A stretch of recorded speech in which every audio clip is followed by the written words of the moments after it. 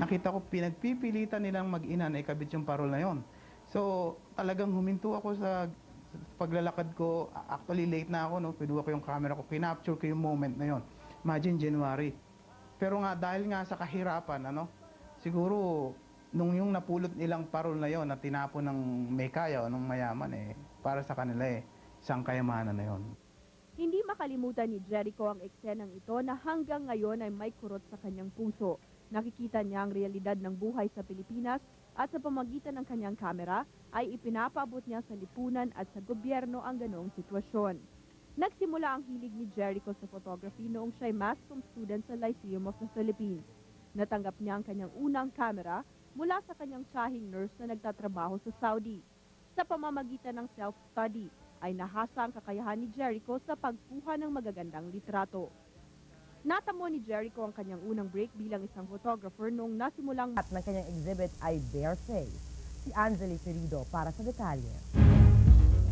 Hindi may tatanggi ang kahusayan ng Pilipino saan mang sulok ng mundo. Ito ay napatunayan ng isa nating kababayan. Si Jericho Canlapan ay isang premyadong photographer na kilala sa Riyadh.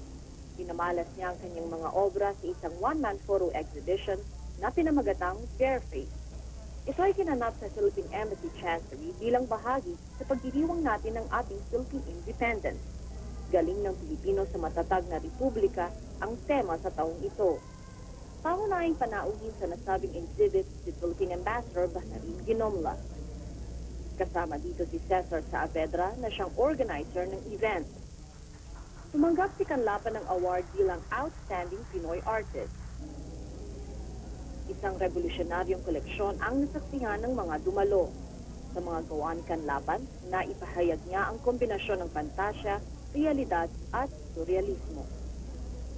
Anjali Ferido, Middle East News Bureau, Riyadh. Katungkulan ng mga bagong board members ng Filipino Community Social School. Samantala, magbubukas naman sa 3 Biyernes ng Nobyembre ang Basic Photography Training and Workshop ng Camaraderie Photography Club. Tulad ng seminar sa Tilapia, ang photography workshop ay isang pagkakataon para sa mga nais magkaroon ng buhay sa kanilang pagbabalik sa Pilipinas. We're inviting everybody to participate in our forthcoming training and workshop sa Camaraderie. So, open na ang aming darating na November 7, 14, and 21. So, lahat ng interesado sa photography, lahat ng meron ng alam, at gusto pang madagdagan ng kanilang knowledge o ma-enhance. So, ang Camaraderie nandito para tumulong sa inyo. Ituturo ng Camaraderie ang creative use of the camera functions, light, shadows and color, creative composition and other techniques, use of filters, at mood and emotions. Interes at pagkahilig sa fotografiya ang tanging requirement at training fee na 100 Riyal. Para sa karagdagang detalye, makipag-ugnayan sa mga sumusunod na opisyales ng club at kanilang numero. Perde Urrutia